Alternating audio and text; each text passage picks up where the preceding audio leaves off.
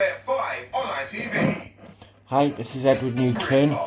As I said, only 2 minutes to go, and you can watch the news as it happens. And now, Channel 4. Yes! What can I say? It's the gift. It's going to make you feel alive.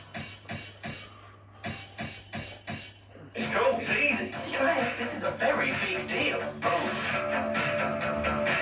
Great British box sets. All together now. I'll never need anyone else. Right. I'll make a sign. You don't need to make a sign. Aren't we lucky? Isn't every tiny moment an inexplicable delight? A boundless world of British box sets streaming now on BritBox. This is television. But look closer. There are stories. Right, Sergeant. Now, either you're going to work with me or I'm going to have you transferred. There is safety in some of them. You're not afraid of anybody, are you? Challenge At the in moment, others. these are just adverts. Television holds up a mirror to who we are. It tells us who we are. Talking to people does bring you back. Talking to people saves you. There is change here. Somebody's voice, they don't fear prison. If you don't change the environment, you don't change anything. Because in the end, we are changed by what we see. The winner is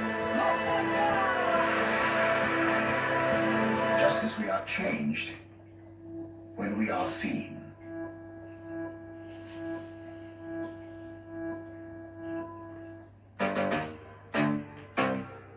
Right, you in? Yeah, a bit big, but I hope you don't forget this in a while. There you go. Let's get them up here. Rough. It's a bit it's not quick sinking. There is a snake. I'll find you. It's only a grass snake or an adder. I'm not sure if it will be long gone by now. The Queen of Quarantine, Gemma Collins' Diva in Lockdown, continues tonight at 9 on ITVB. When the ultimate question is asked, This is the question for £1 million. would you cope, absolutely. Brave call. This is excellent.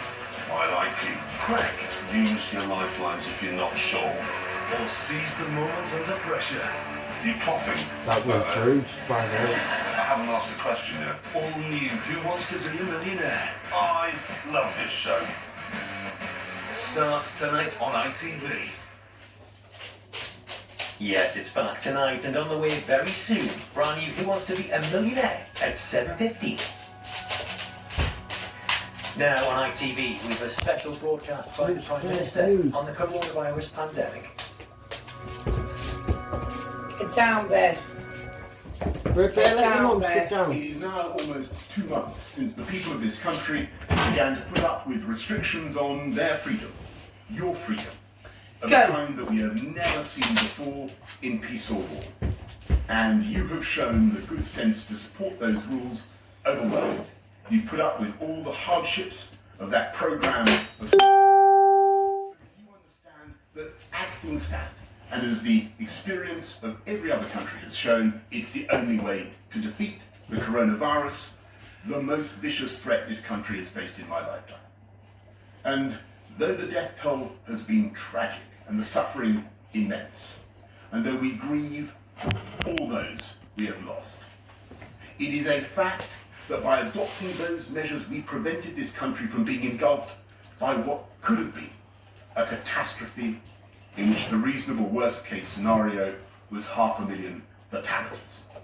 And it's thanks to your effort and sacrifice in stopping the spread of this disease that the death rate is coming down and hospital admissions are coming down. And thanks to you, we protected our NHS and saved many thousands of lives. And so I know, you know, that it would be madness now to throw away that achievement by allowing a second spike. We must stay alert. We must continue to control the virus and save lives.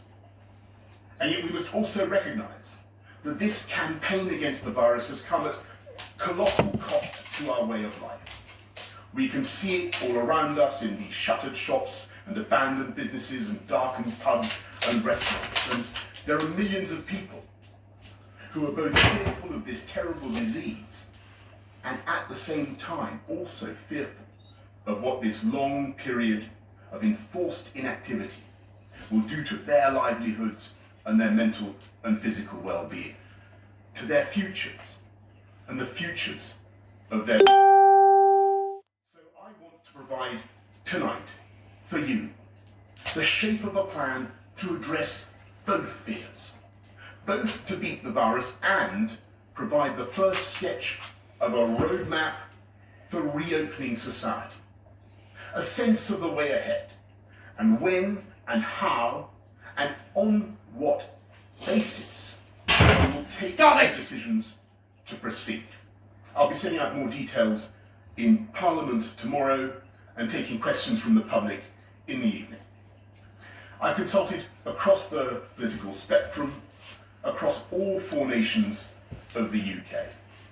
And though different parts of the country are experiencing the pandemic at different rates, and though it's right to be flexible in our response, I believe that as Prime Minister of the United Kingdom, Scotland, England, Wales, Northern Ireland, there is a strong resolve to defeat this together. And today, a general consensus on what we could do. And I stress could, because although we have a plan, it is a conditional plan. And since our priority is to protect the public and save lives, we cannot move forward unless we satisfy the 5 tests. We must protect our NHS. We must see sustained falls in the death rate. We must see sustained and considerable falls in the rate of infection. We must sort out our challenges in getting enough PPE to the people who need it. And yes, it's a global problem, but we must fix it. And last, we must make sure that any measures we take do not force the reproduction rate of the disease, the R, back up over 1, so that we have the kind of exponential growth we were facing a few weeks ago. And to chart our progress and to avoid going back to square one, we're establishing a new COVID alert system run by a new joint biosecurity centre. And that COVID alert level will be determined primarily by R and the number of coronavirus cases, and in turn, that COVID alert level will tell us how tough we have to be in our social distancing measures. The lower the level, the fewer the measures, the higher the level, the tougher and stricter we will have to be. There will be 5 alert levels. Level 1 means the disease is no longer present in the UK, and level 5 is the most critical, the kind of situation we could have had if the NHS had been overwhelmed.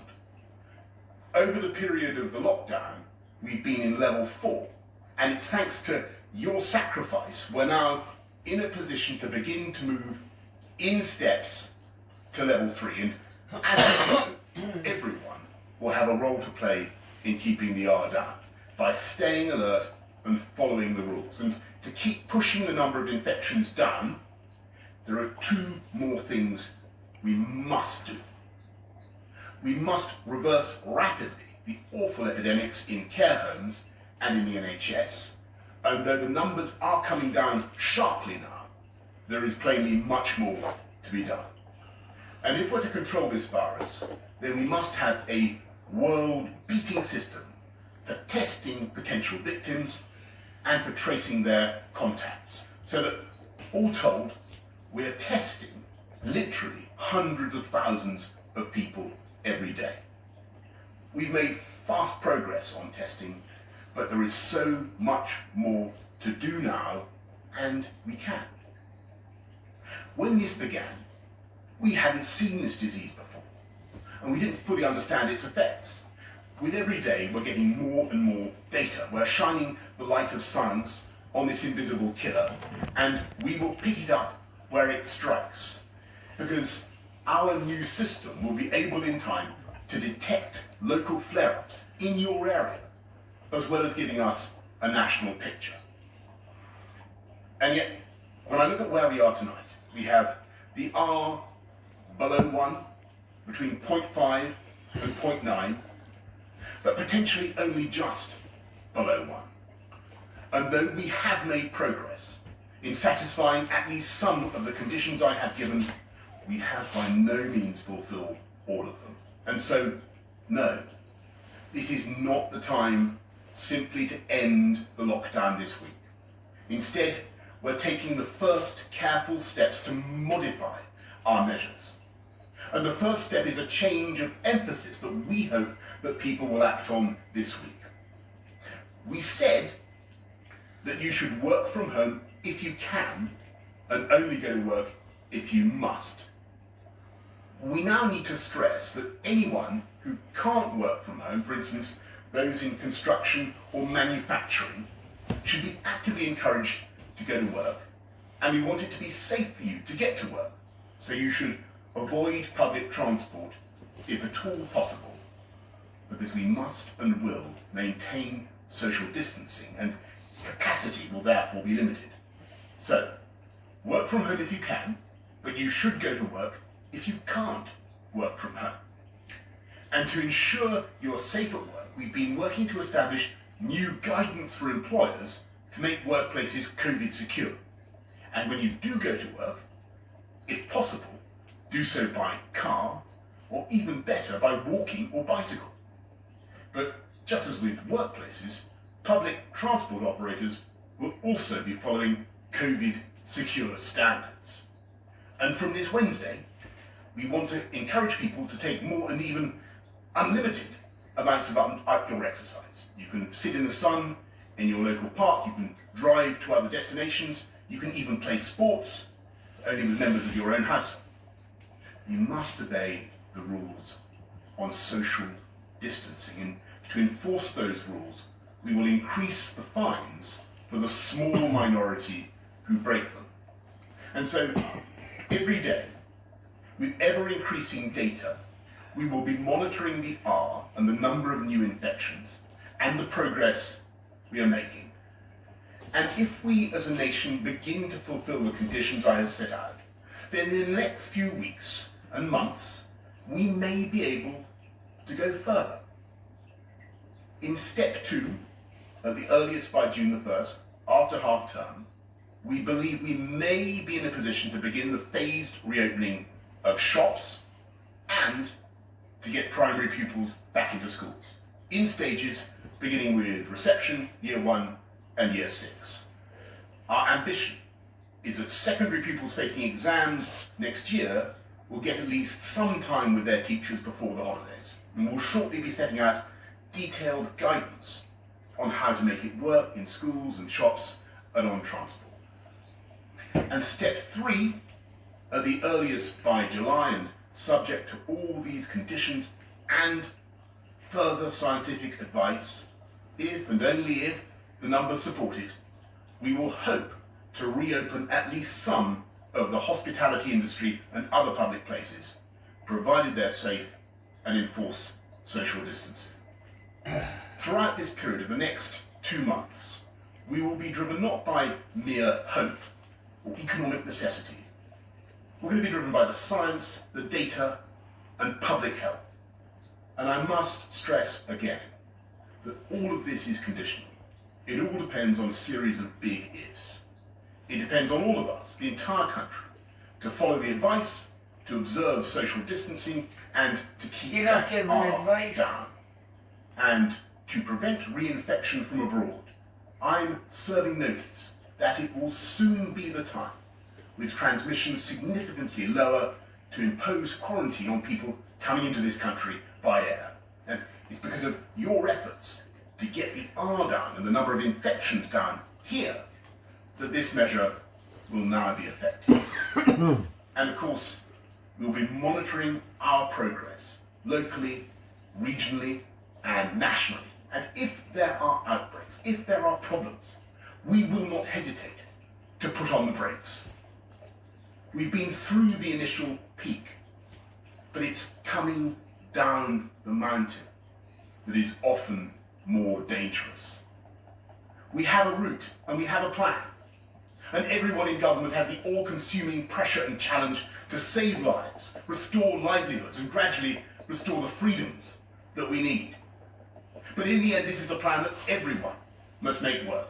And when I look at what you've done already, the patience and common sense you've shown, the fortitude of the elderly, whose isolation we all want to end as fast as we can, the incredible bravery and hard work of our NHS staff, our care workers, the devotion and self-sacrifice of all those in every walk of life who are helping us to beat this disease: police, bus drivers, train drivers, pharmacists, supermarket workers, road hauliers, bin collectors, cleaners, security guards, postal workers, our teachers, and 1,000 more, the scientists who are working round the clock to find a vaccine. When I think of the millions of everyday acts of kindness and thoughtfulness that are being performed across this country, and that have helped to get us through this first phase, I know that we can use this plan to get us through the next. And if we can't do it by those dates, and if the alert level won't allow it, we will simply wait and go on until we've got it right. We will come back from this devilish illness. We will come back to health and robust health. And though the UK will be changed by this experience, I believe we can be stronger and better than ever before, more resilient, more innovative, more economically dynamic, but also more generous and more sharing. For now, we must stay alert, control the virus, and save lives. Thank you very much.